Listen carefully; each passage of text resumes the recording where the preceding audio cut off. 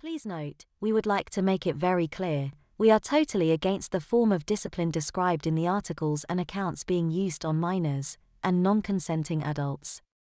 Although some of these accounts are fictional, and others may be an exaggerated reality, none of them are too far from the truth of what really happened back in those days. If you are enjoying our stories, please do subscribe to this channel. We will be posting many more stories as time goes by. When I was young, I had a friend named Scott. He and I would often play at his house. In fact, we did pretty much everything together. However, after a couple of months, we started to get bored with the usual things we got up to. In such circumstances, Scott usually would take the lead, but this time, I had an idea. My idea was to annoy Scott's mother so much that she would have to spank us. Normally, we would never want a spanking, but the trick was to be that right before the spanking, we would stuff our jeans with napkins. At first, Scott said, "Are you crazy?" I said, "Wait, with the napkins, it might sting a little bit, but it won't hurt, I promise." I told Scott it would be a great rush. Scott's mom was a large woman, about 6 feet tall, and about 220 pounds. She was scary at times, but she was also nice, and I liked her.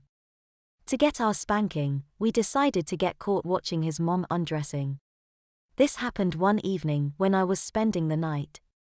We went up to Scott's mom's room and got under the bed. Finally, she came up and started to undress. She took her shirt off. We both were very nervous and excited. Everything was going great until Scott accidentally kicked me. That made the bed move enough to make a noise. Scott's mom looked under the bed and found us. "What are you doing?" she demanded. I said nothing. "Both of you get downstairs, now, and wait for me." We went downstairs to wait. Scott was nervous, but I was not. Everything was going to plan until Scott remembered he'd forgotten to stuff his pants. He started to cry. As he was crying, his mom was coming down the stairs. "All this is my fault," I told Scott.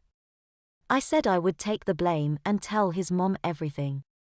When his mom came into the room, the first thing she said was, "Are you boys ready for a spanking?" Very quickly, I explained that everything was my fault, and I pressured Scott into the idea. Scott's mom said, "I need to call your parents."